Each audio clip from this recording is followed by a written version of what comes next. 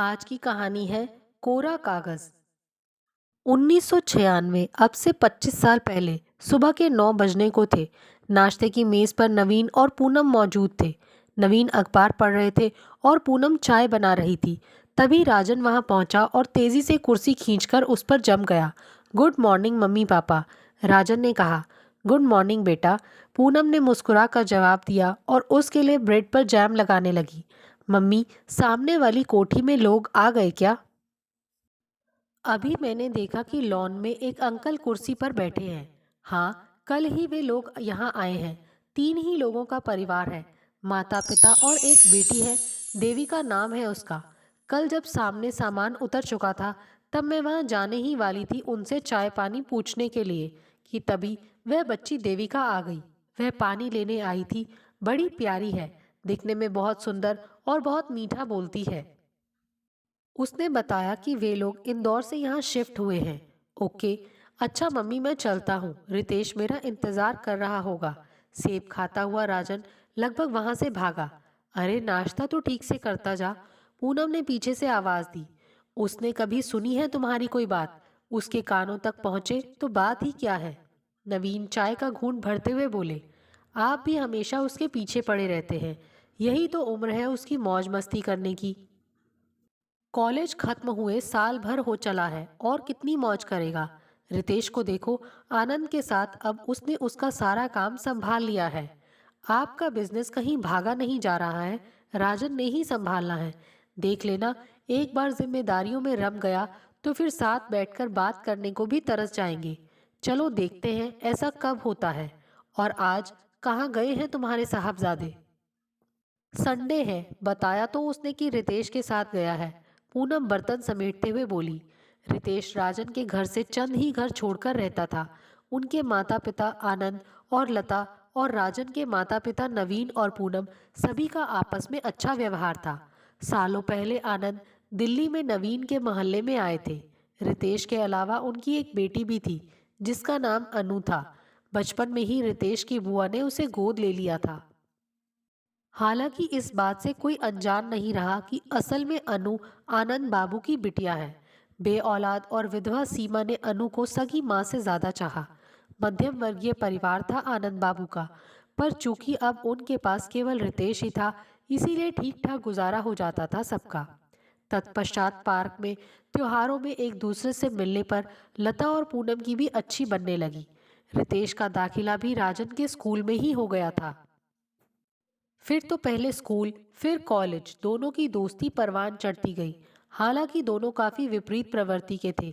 जहां रितेश कुछ गंभीर और अंतर्मुखी था, वहीं राजन मस्त मौला किस्म का था। जीवन यात्रा के सफर को हंसते गाते पार करना चाहता था। सभी से चुहलबाजी करना उसकी आदत में शुमार था। कुल मिलाकर अलग स्वभाव होने पर भी दोनों में गहरी छंती थी। रितेश के घर के बाहर राजन ने जोर जोर से हॉर्न बजाना शुरू कर दिया, तो रितेश तेजी से सीढ़ियां उतरते हुए और लता को बाय करता हुआ बाहर की ओर लपका। अरे अब बंद भी कर, पूरे मोहल्ले को घर से बाहर निकालना है क्या? अरे ये तो मेरे दोस्त के लिए है। तू मेरा, मैं तेरा, दुनिया से क्या लेना? राजन गुनगुनाते हुए बोला। रितेश उसे देखकर हंस पड़ा। और बता, जन्मदिन की तैयारियां कैसी चल रही हैं? वैसी ही जैसी हर साल होती हैं। पापा के दोस्त, मम्मी की सहेलियां, रिश्तेदार, पड़ोसी सभी होंगे, पर मेरी तरफ से बस एक ही बंदा है। जो पार्टी में ना हो तो पूरी पार्टी कैंसिल कर दूं। समझा कि अभी और समझाऊं? समझ गया यार, तेरा जन्मदिन हो और मैं ना आऊं, ऐसा कभी हो सकता है? अच्छा अभी ये तो बता कि हम कहाँ जा रहे हैं? इतनी देर से जन्मदिन की बात चल रही है, तो क्या जन्मदिन का केक मैं नाइट सूट में काटूंगा? हम अपने लिए कपड़े खरीदने जा रहे हैं। पार्टी राजन के घर पर ही थी। घर का हॉल रोशनी से नहा चुका था। मेहमानों की चहल पहल जारी थी। राजन और रितेश भी अपने अन्य दोस्तों के साथ मशगूल थे। तभी पूनम राजन के पास आई। चलो बेटा, केक नहीं काटना क्या? सब इंतजार कर रहे हैं। चलो मम्मी, केक भी तो इंतजार कर रहा होगा। तू चल, मैं आया। राजन रितेश के कंधे पर हाथ रखकर गाता हुआ टेबल के पास पहुंच गया। जैसे ही मोमबत्तियां बुझाने के लिए वह झुका, वैसे ही सामने से एक खूबसूरत लड़की ने प्रवेश किया। राजन की निगाहें जैसे उस पर थम गईं। रितेश भी एकटक उसे ही देख रहा था। गुलाबी रंग के सूट में वह खिला हुआ गुलाबी प्रतीत हो रही थी। बड़ी बड़ी आंखें, नाजुक होंठ, कंधे पर बिखरे स्याह काले बाल, सारी कायनात की खूबसूरती जैसे उसमें समा गई थी। अरे देविका, आओ बेटा। देविका के साथ उसकी माँ आशा भी थी। पूनम ने उनका अभिवादन किया और उसे अपने पास ही बुला लिया। चलो बरखुरदार, मोमबत्तियां पिघलकर आधी हो चुकी हैं। नवीन बोले। ओ हाँ, राजन जैसे होश में आया हो। उसने फूंक मारकर मोमबत्तियां बुझाईं तो हॉल तालियों की गड़गड़ाहट से गूंज उठा। केक काटकर सबसे पहले उसने पूनम और नवीन को खिलाया और फिर रितेश को खिलाने लगा। जवाब में रितेश ने भी केक का एक बड़ा सा टुकड़ा उसके मुंह में डाल दिया। यह देखकर सभी जोर से हंस पड़े, पर राजन के कानों तक जो हंसी पहुंची वह देविका की थी। चूड़ियों की कनकनाहट जैसे हंसी उसे सीधे अपने दिल में उतरती लगी। जितनी देर पार्टी चलती रही उतनी देर राजन की निगाहें चोरी छुपे देविका को ही निहारती रही। घर सामने ही होने की वजह से उस दिन के बाद से देविका कभी कभी राजन के घर आ जाती थी।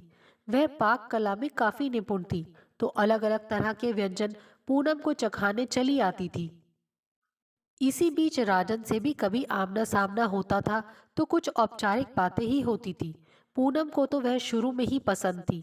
उसने मन ही मन उसे राजन के लिए पसंद भी कर लिया था, पर बाप बेटे से बात करने के लिए वह पहले देविका का मन भी टटोल लेना चाहती थी और उसके लिए वह किसी उपयुक्त मौके की तलाश में थी। ऐसे ही लगभग 6 माह बीत गए। एक दिन राजन ने घर के बाहर अपनी गाड़ी स्टार्ट की तो देखा कि सामने देविका खड़ी थी। राजन गाड़ी लेकर उसके सामने पहुंचा। हेलो देविका, कैसे खड़ी हो? आज कॉलेज नहीं जाना क्या?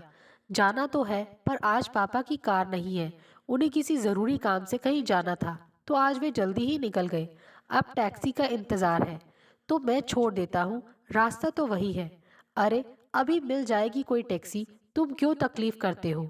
तो तुम भी ये तकल्लुफ रहने दो, कहकर राजन ने गाड़ी का दरवाजा खोल दिया। देविका मुस्कुराकर बैठ गई। गाड़ी सड़क पर दौड़ने लगी थी कि कुछ ही दूरी पर एक रेड लाइट पर देविका की खिड़की के पास गुलाब के फूल बेचने वाला एक बच्चा आकर खड़ा हो गया और उससे फूल खरीदने की गुहार सी लगाने लगा। तो देविका ने उससे फूल ले लिया। इस फूल का तुम क्या करोगी? अचानक राजन के मुंह से निकल गया। क्या मतलब? देविका ने सवालिया नजरों से उसकी ओर देखकर पूछा। मतलब तो कुछ भी नहीं। लीजिए आप फूल। अरे यार, फूल को फूल की क्या जरूरत है? राजन मुंह ही मुंह में बुदबुदाता हुआ बोला। कुछ कहा तुमने? ना ना, कुछ भी तो नहीं। कुछ ही देर में राजन ने गाड़ी कॉलेज के गेट के सामने रोक दी।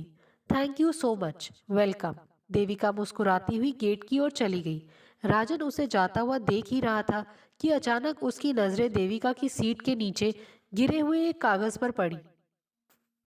उसने झट से कागज उठाया और सोचा कि देविका का ही कोई जरूरी कागज होगा। उसने उसे आवाज लगानी चाही, पर तब तक देविका उसकी आंखों से ओझल हो चुकी थी। है क्या ये? राजन ने खुद से ही सवाल किया और कागज खोलकर देखा। जैसे ही पहली पंक्ति पर राजन की नजर गई, वह आश्चर्य से भर उठा। वह एक खत था। राजन ने तूफान की तेजी से वह खत पढ़ डाला। खत समाप्त होते ही वह खुशी के मारे चिल्ला सा उठा। उसने गाड़ी स्टार्ट की और वापस घर की ओर दौड़ा। पूरे रास्ते उसके दिलो दिमाग में वह खत छाया रहा। घर पहुंचते ही उसने पूनम को पुकारा। मम्मी ओ मम्मी, तू कब सास बनेगी? राजन पूरे जोश खरोश भरे स्वर में चिल्लाने लगा। पूनम आई तो उसने कानों पर हाथ रख लिए।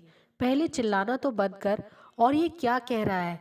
अच्छा है तेरे पापा घर पर नहीं है, वरना अभी तूफान आ जाता। तूफान ही तो आ गया है मम्मी।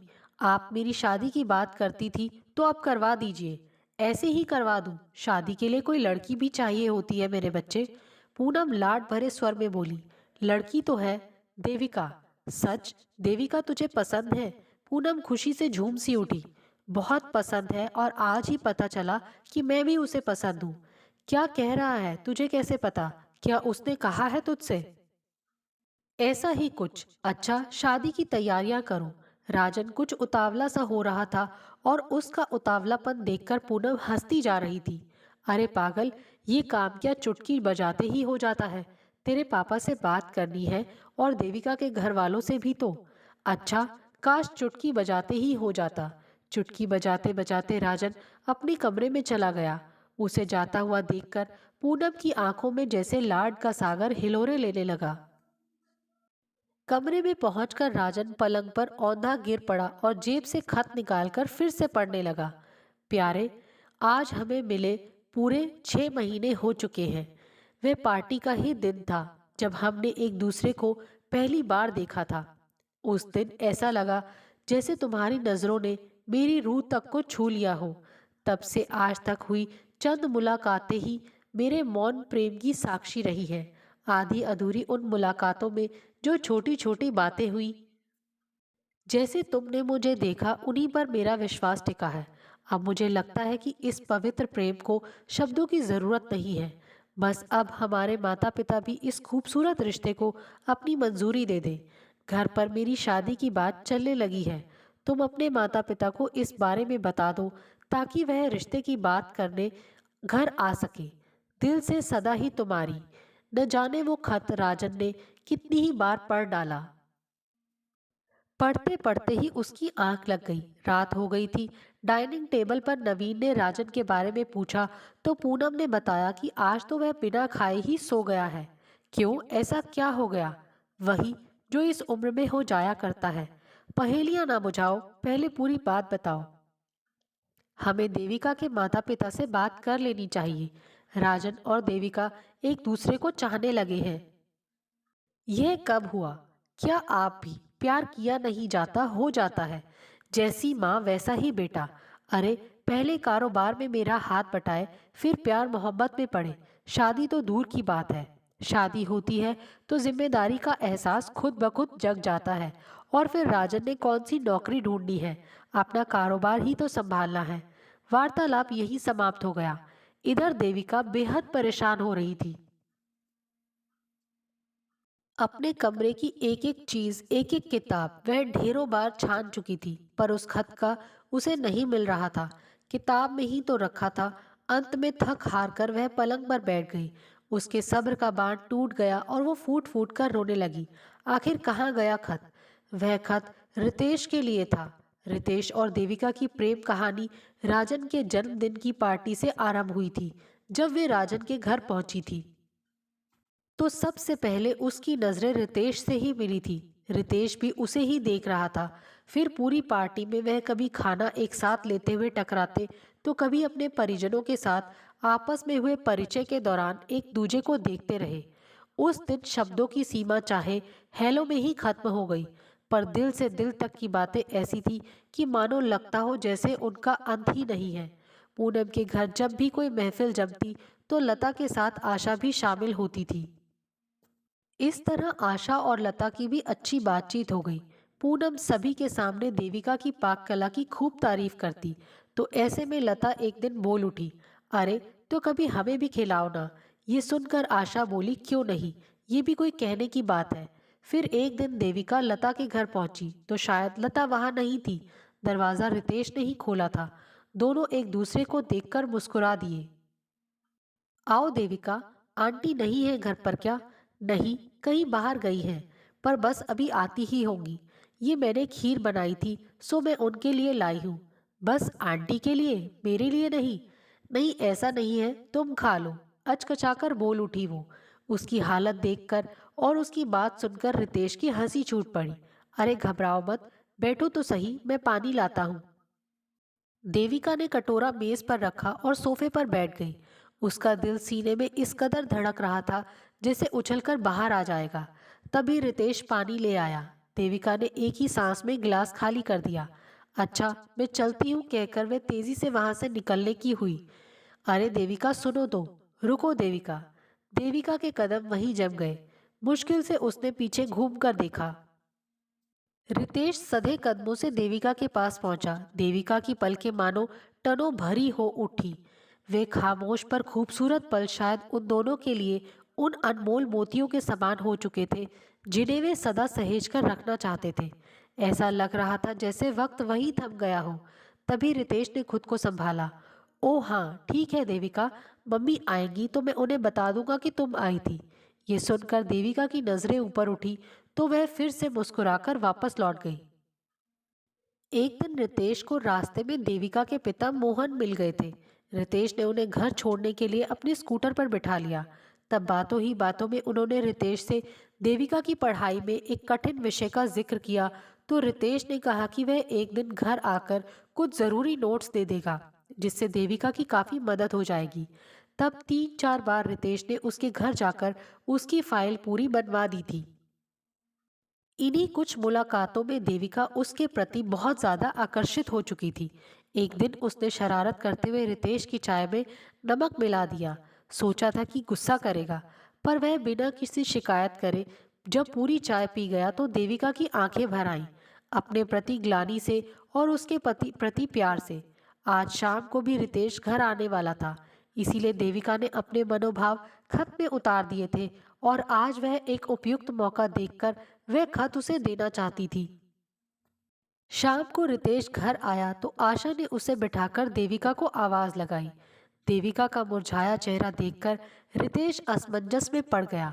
बेटा, सवेरे से अपनी फाइल ढूंढ रही है, मिल नहीं रही, तो देख कैसे रो रो कर अपनी आंखें सुजा ली। तू जरा समझा, मैं चाय लेकर आती हूँ। आशा रसोई में गई तो रितेश ने पूछा, कहाँ खो गई फाइल? क्या कॉलेज में? देविका की आंसू आंखों से फिर आंसू बहने लगे। तब धीरे से रितेश ने उसके हाथ पर हाथ रखकर बेहद आत्मीय स्वर में कहा, रो मत, किताब ले आओ, कोशिश करके दोबारा बना लेते हैं। अब देविका से रोका न गया। उसने धीमे स्वर में कहा, आई लव यू, मैं तुमसे प्यार करती हूँ, तुम्हारे बिना रह नहीं सकती। तुम भी मुझे चाहते हो ना? रितेश उसकी ओर हैरान परेशान निगाहों से देख रहा था। तुम कुछ कहते क्यों नहीं? कुछ तो कहो।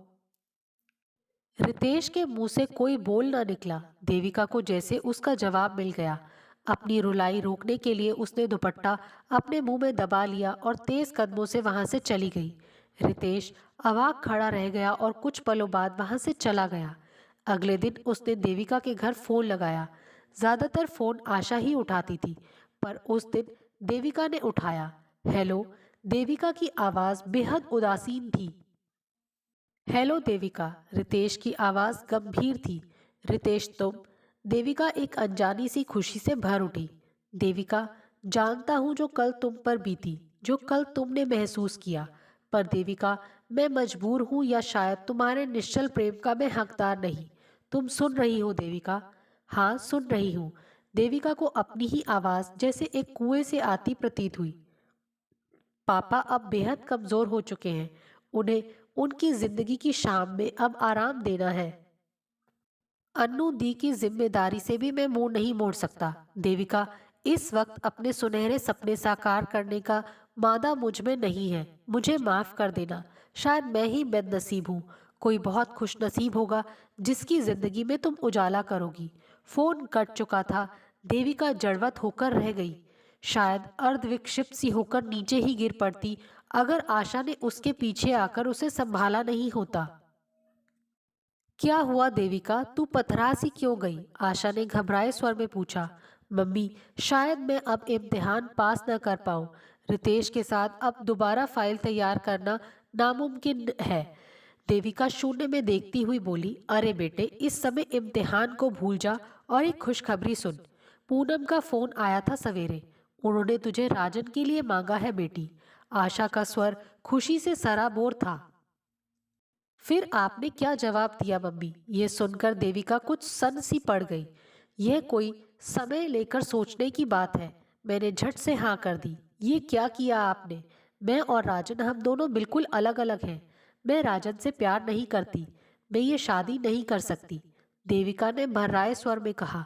अरे, ये प्यार मोहब्बत फिल्मी कहानियों में ही अच्छे लगते हैं, हकीकत में नहीं। और फिर आखिर क्या कमी है लड़के में? अच्छा परिवार है, राजन उनका इकलौता बेटा है, और फिर सबसे बड़ी बात, पहल उनकी तरफ से हुई है। और क्या चाहिए? देविका जैसे कुछ भी सोचने समझने की ताकत खो चुकी थी। सब कुछ जैसे हाथ में सिमटी रेत की तरह फिसलता जा रहा था। देविका, हम तेरे माँ बाप हैं, कभी तेरा बुरा नहीं सोच सकते। मुझे पूरा विश्वास है तू वहाँ बहुत खुश रहेगी। वे लोग तुझे बहुत प्यार देंगे। आशा उसके सिर पर हाथ फेरती हुई बोली। उसके बाद कब रस्में निभाई गई और कब वह दुल्हन बनकर राजन के घर आई, ये सब जैसे उसके होशो हवास में नहीं था।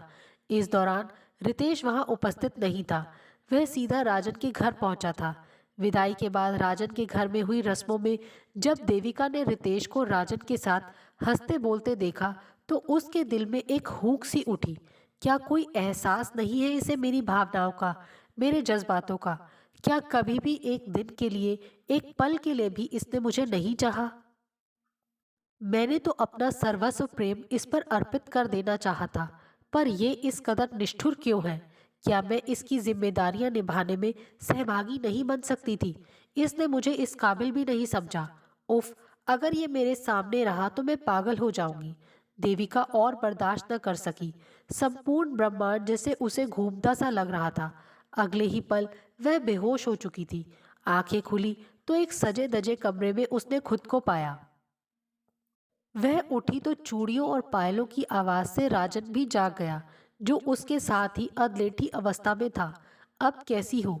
ये रिश्तेदार भी ना, ये रस्में रिवाज, ऐसा लगता है जैसे शादी इस जन्म में हुई है और साथ रहना अगले जन्म में नसीब होगा। सारी रस्में निभाते निभाते तुम तो बेहोश हो गई थी। देविका बिल्कुल मौन थी। आराम से लेट जाओ, अभी सुबह होने में कुछ वक्त है। मैं लाइट बुझा देता हूँ, राजन ने प्यार से कहा और लाइट बंद करके कमरे से बाहर चला गया। सुबह तैयार होकर देविका सीधे पूनम के पास रसोई में पहुंची। कैसी हो तुम? रात को थकावट की वजह से तुम्हारी तबीयत ही बिगड़ गई थी, पूनम ने लाड से कहा। जी अब ठीक हूँ, देविका ने धीमे से जवाब दिया। आप यह रहने दीजिए, मैं करती हूँ। अभी तो नाश्ता टेबल पर लग चुका है, तो अब बस ये चाय की ट्रे ले चलो। चाय लेकर देविका टेबल पर पहुंची। नवीन और राजन वहां बैठे थे। देविका ने नवीन के पैर छुए तो नवीन ने उसका सिर पर हाथ फेर दिया और मुस्कुराते हुए पूनम से बोले, बस उलझा दिया बहू को पहले ही दिन रसोई में। सास का रोल अच्छे से निभा रही हो। अरे ऐसा नहीं है, बहू नहीं, ये तो बेटी है मेरी, पूनम ने मुस्कुराते हुए कहा। देविका, ये सब कहने की बातें हैं। अच्छा सुनो, अब सबसे पहले अपने इम्तिहान की तैयारी करना। मैं तो चाहता था शादी परीक्षा होने के बाद ही हो, पर ये माँ बेटे की जोड़ी कहाँ मानने वाली थी भला। नवीन सहज भाव से बोले, जी पापा। देविका हल्के से मुस्कुराकर रह गई। देविका ने पूरा ध्यान पढ़ाई में लगा दिया। इम्तिहान भी हो गए और देविका अच्छे नंबरों से पास भी हो गई। तब नवीन और पूनम ने उन दोनों के बाहर जाने का प्रोग्राम बना दिया। ऊटी की मनमोहक वादियों में भी जब देविका का चेहरा ना खिला तो शाम को राजन ने उससे पूछ ही लिया, देविका क्या बात है, तुम शादी के बाद इतनी चुप चुप क्यों रहती हो? क्या तुम्हें मुझसे कोई शिकायत है? राजन ने भोलेपन से पूछा। ये सुनकर देविका कुछ पल उसे देखती रही। इस सब में राजन का क्या दोष? उसने तो सच्चे मन से मुझसे प्यार किया है। क्यों मैं इसके प्यार का जवाब प्यार से नहीं दे सकती? मैं क्यों इसे वही एहसास करवाऊं जो मुझे हुआ है? नहीं, मैं इसका दिल नहीं तोड़ सकती। इसे जरूर एक खुशहाल जिंदगी का हक है। देविका का दिलो दिमाग अब पूरी तरह से स्पष्ट था। राजन का हाथ उसके हाथ पर ही था। उसने भी राजन के हाथ की पकड़ को और मजबूत करते हुए कहा, ऐसी कोई बात नहीं है, मैं बहुत खुश हूँ। देविका के चेहरे पर आंतरिक चमक थी। राजन को काफी हद तक संतुष्टि महसूस हुई और उसके चेहरे पर एक निश्चल मुस्कुराहट आ गई। इसके बाद देविका ने राजन के सीने में अपना चेहरा छिपा लिया। अगली सुबह वह बहुत हल्का महसूस कर रही थी। शावर के नीचे जिस्म पर पड़ता पानी की फुहारों ने जैसे उसका रोम रोम खिला दिया था। उसके नए जीवन की शुरुआत हो चुकी थी। हनीमून से राजन और देविका काफी खुशहाल वापस लौटे। कुछ दिनों बाद रितेश के साथ एक अनहोनी घटना घट गई। एक रात आनंद बाबू की तबीयत काफी खराब हो गई। अस्पताल पहुंचने से पहले ही उन्होंने दम तोड़ दिया। लता अब वहां रहना नहीं चाहती थी क्योंकि कुछ दिनों से आनंद अनु को बहुत याद कर रहे थे। इसीलिए अब वो अनु से मिलने के लिए बेचैन हो उठी थी। उसे अपने पास बुलाना चाहती थी। इस पर रितेश की बुआ ने कहा भी कि अभी अनु के लिए माहौल बदलना सही नहीं है, क्योंकि ना वे लोग ही अब मकान बेचकर उनके पास आ जाएं। ऐसे हालात में लता को भी यही सही लगा। जल्दी ही रितेश का परिवार वहां से चला गया। देविका शांत भाव से ये सब घटित होते देख रही थी। इसके बाद राजन और रितेश की दोस्ती सिर्फ फोन पर हुई बातों पर चलती रही और समय के साथ साथ एक दिन सिर्फ दिल में ही बस गई। शायद रितेश का फोन नंबर बदल चुका था जो राजन के पास नहीं था। देविका को लगभग 1.5 वर्ष बाद पुत्र रत्न की प्राप्ति हुई। अपूर्व बहुत प्यारा था, राजन की जान बसती थी उसमें। अपनी तोतली भाषा में जब वो राजन को पापा पुकारता था तो राजन का दिल बलियों उछलने लगता था। इस तरह 5 वर्ष बीत गए। इस बीच बिजनेस की एक ज़रूरी मीटिंग के लिए एक बार राजन को एक हफ्ते के लिए शहर से बाहर जाना पड़ा। उस दिन वह वापस आने ही वाला था कि दरवाजे की डोरबेल बजी। दरवाज़ा देविका ने ही खोला। सामने रितेश खड़ा था। देविका जैसे बुत समान हो गई। रितेश। देविका के पीछे से उसे देखकर पूनम के मुख से तेज स्वर में उसका नाम गूंजा। देविका झट से संभली। वह दरवाजे से एक तरफ हट गई। रितेश भीतर आते ही पूनम के पैरों में झुका। पूनम ने उसे गले से लगा लिया। दोनों की आंखें भर आईं। ड्राइंग रूम में बैठे दोनों देर तक बातें करते रहे। इस दौरान देविका रसोई में ही रही। रितेश अपूर्व के साथ खेलने में व्यस्त रहा। नवीन घर आए तो वह भी उसे देखकर बहुत खुश हुए। आनंद बाबू को भी बेहद याद किया नवीन और पूनम ने। तभी दोबारा डोरबेल बजी। पापा आ गए कहता हुआ अपूर्व दरवाजे की ओर भागा। वह गिर न पड़े इसके लिए रितेश उसके पीछे गया। अपूर्व को गोद में लेकर दरवाजा रितेश ने खोला। राजन ही था सामने। एक दूसरे को देखते ही दोनों मौन होकर रह गए। कुछ पल यूं ही बीत गए। तभी अपूर्व पापा पापा पुकारने लगा। राजन ने उसे अपनी गोद में लेकर प्यार किया और फिर नीचे उतारा। उसके हाथ में खिलौना था जिसे देखते ही अपूर्व ने लपक कर वह छीन लिया। दादी दादी देखो पापा क्या लाए हैं। अपूर्व पूनम की ओर भाग गया। राजन और रितेश गले मिलकर जैसे दुनिया जहान को भूल गए। खाने की मेज पर भी उन्हीं की बात चलती रही। देर रात तक उन दोनों को छोड़कर सभी सोने चले गए। पर यार तूने अब तक शादी क्यों नहीं की? मैं तो सोचता था कि अब तक तू 2-3 बच्चों का बाप बन चुका होगा। कोई पसंद नहीं आई क्या? बर्तन समेटती देविका के गले में जैसे कुछ अटक सा गया हो। अरे तेरे जैसी किस्मत नहीं है मेरी। हमें तो कोई पसंद ही नहीं करता। क्या कमी है मेरे यार में? वैसे देविका की कोई छोटी बहन नहीं है, वरना अपनी आधी घरवाली को तेरी पूरी बनवा देता। क्यों देविका? ये कहकर राजन खुद ही हंस पड़ा। देविका बर्तन समेटकर रसोई में चली गई।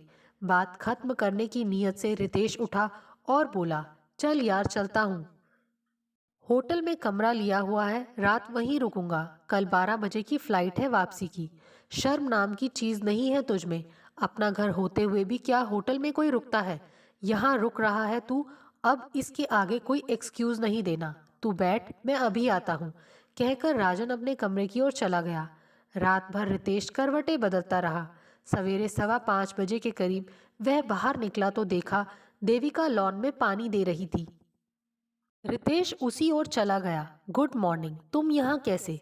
तुमसे कुछ बात करनी है। कुछ बात नहीं बची है करने के लिए। अब वक्त बदल चुका है। नहीं देविका, जो वक्त हम जीना चाहते हैं वो कभी नहीं बदलता।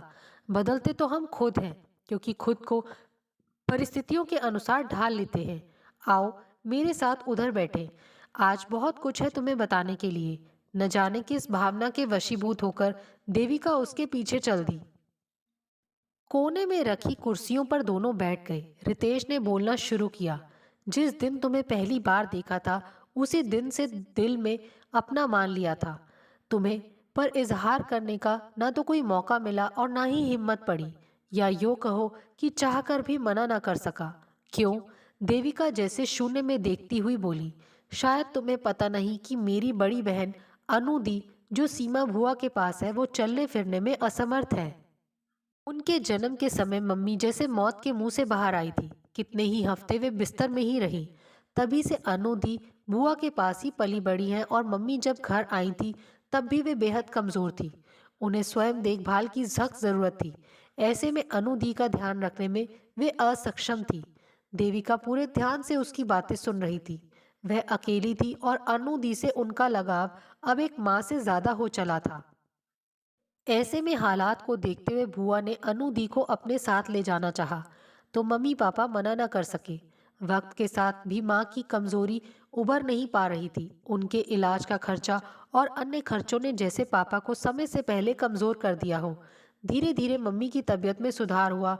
फिर मेरे जन्म के कुछ वर्ष बाद मम्मी पापा पुराना शहर छोड़कर यहाँ आ गए। यहाँ की जलवायु मम्मी को रास आ गई थी। सभी कुछ सुचारू रूप से चलने लगा। पापा की दुकान भी यहाँ जम गई थी कि उन्हीं दिनों पापा को पहला दिल का दौरा पड़ा। जान बच गई थी उनकी, पर डॉक्टरों के हिसाब से अब उनका दिल बेहद कमजोर हो चुका था। अपने कॉलेज के फौरन बाद मैंने उनका सारा काम संभाल लिया था।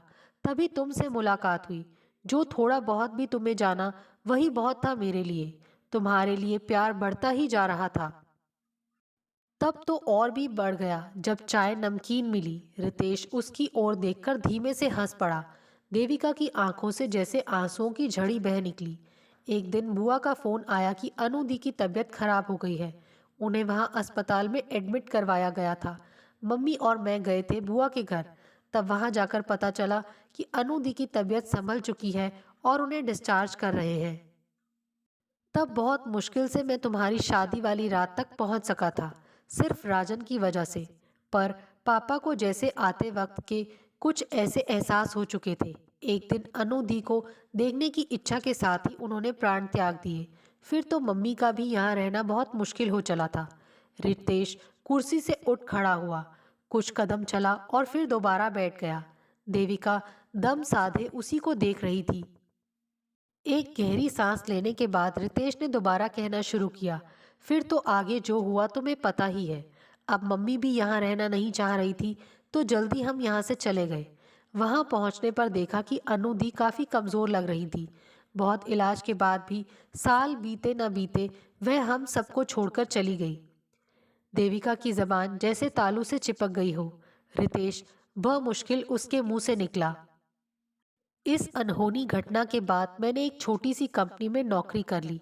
अनुभव बढ़ता गया और अब बीते वर्ष से एक बड़ी कंपनी में मैनेजर के पद पर हूँ।